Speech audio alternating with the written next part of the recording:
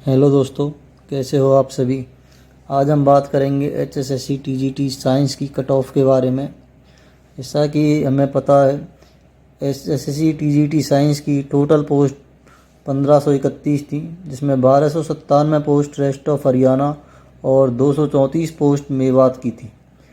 दोनों का एक कंबाइन पेपर हुआ था, तो ये दोनों पोस्टों की जो मेरिट है वो अलग अलग लगेगी, लेकिन इनकी कट ऑफ एक दूसरे पर कोई इफ़ेक्ट नहीं डालेगी।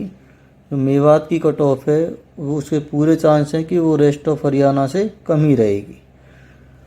अगर हम बात करें तो 1531 पोस्टों पर टोटल 5600 बच्चे पेपर में अपेयर हुए थे। अगर पोस्ट कैटेगरी वाइज पोस्ट देखें तो जनरल में रेस्ट ऑफ हरियाणा की 466 पोस्ट थी और मेवात में 85 पोस्ट थी, तो ये टोटल 551 पोस्ट होती हैं।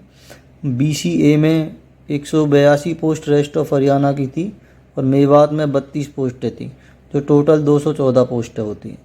बीसीबी में 104 पोस्टें रेस्ट ऑफ हरियाणा की थी और मेवात कैडर की 19 पोस्टें थी, तो टोटल मिलाकर 123 होती हैं।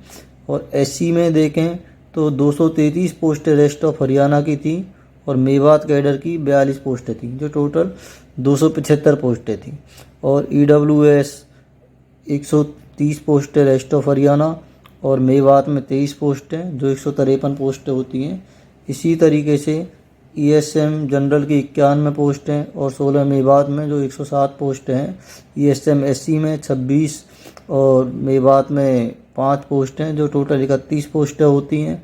और ईएसएम बीसीए और बीसीबी की जो पोस्टें हैं वो भी आप देख सकते हैं। अब बात करते हैं एक्सपेक्टेड कट ऑफ की। अगर देखें कि विदाउट 5 मार्क्स की कट ऑफ कितनी जा सकती है, तो जो टोटल आंकड़े अभी तक मिले हैं उसके अकॉर्डिंग देखा जाए तो जनरल की जो कट ऑफ है वो 56 से 58 के बीच में रहने की पूरी संभावना है। और ये जो कट ऑफ है दोस्तों, ये विदाउट 5 मार्क्स है। और बीसीए की बात करें तो ये जो कट ऑफ रहने की संभावना है वो बीसीए की 54 से 56 मार्क्स मान के चलो।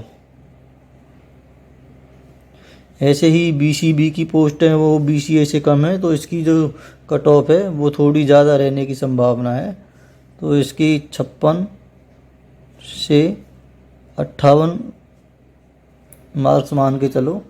और लेकिन जो एससी की जो कट ऑफ है दोस्तों, वो यहाँ पे बहुत कम जाने की संभावना है, क्योंकि अगर हम डाटा देखें एचटेट क्वालिफाई कैंडिडेट का, वो औरों के मुकाबले थोड़ा कम है।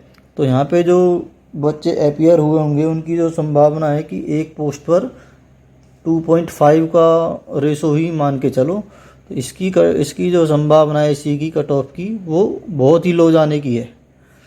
तो इसकी मान के चलो आप 47 से 49 मार्क्स, ये जो कट ऑफ है विदाउट 5 मार्क्स है। और इसी तरह से जो ईडब्ल्यूएस की जो कट ऑफ है वो लगभग 53 प्लस होने की संभावना है। और रही बात ये ईएसएम सभी कैटेगरी में, तो ये जो पोस्टें हैं ये लगभग सभी कैंडिडेट इसमें सिलेक्ट हो जाएंगे, क्योंकि इसमें पोस्टें काफ़ी ज़्यादा हैं और ये जो स्पोर्टमैन हैं ये कम ही मिलेंगे बच्चे। अब बात करते हैं फाइनल कट ऑफ की, तो देखते हैं जो देखो ये जो 5 मार्क्स हैं ये सभी बच्चों को तो नहीं मिलेंगे। ये मान के चलो ये 20 to 30% जो कैंडिडेट हैं वो ये 5 मार्क्स लेंगे।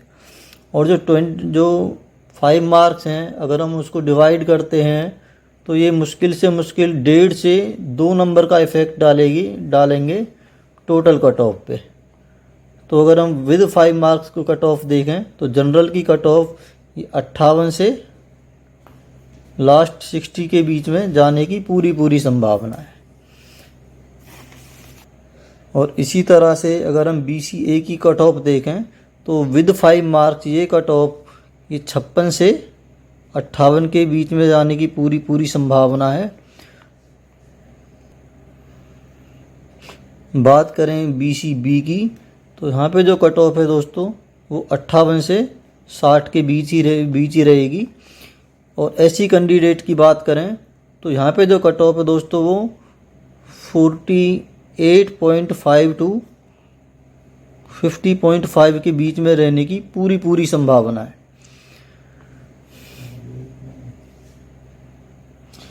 और अगर बात करें ईडब्ल्यूएस कैटेगरी की तो इसकी कट ऑफ 55 प्लस ही रहने की संभावना है। दोस्तों सभी को ये कट ऑफ बहुत कम ही लग रही होगी, लेकिन इसके पीछे कई कारण हैं। एक तो बच्चों को तैयारी का प्रॉपर टाइम नहीं मिल पाया, जिसकी वजह से जो साइंस का पेपर है उसकी कट ऑफ कम जाने की बहुत अधिक संभावना है। और दोस्तों आपको पता होगा कि HSSC TGT भर्ती में महिलाओं को 33% रिजर्वेशन है। तो और ये जो 33% रिजर्वेशन है ये हॉरिजॉन्टल रिजर्वेशन है, तो ये कट ऑफ पर इतना प्रभाव नहीं डालेगा, क्योंकि 33% तो लड़कियां सिलेक्ट हो ही जाती हैं, तो उसकी टेंशन नहीं है। यकीन मानिए कट ऑफ इसी के आसपास रहेगी। और दोस्तों कट ऑफ लो जाने का एक थोड़ा सा कारण ये भी है, अभी बोर्ड ने टाइम दिया था 4-5 दिन का, जिसमें जो हमारे जो बच्चों ने फर्जी 5 मार्क्स के लिए अप्लाई कर रखा था उसमें भी लगभग 20% बच्चों ने अपने मार्क्स वापस लिए हैं, तो ये भी लो कट ऑफ जाने का एक कारण रहेगा। तो आपकी जो एक्सपेक्टेड कट ऑफ है साइंस के पेपर की वो इन्हीं के आसपास रहने की पूरी संभावना है।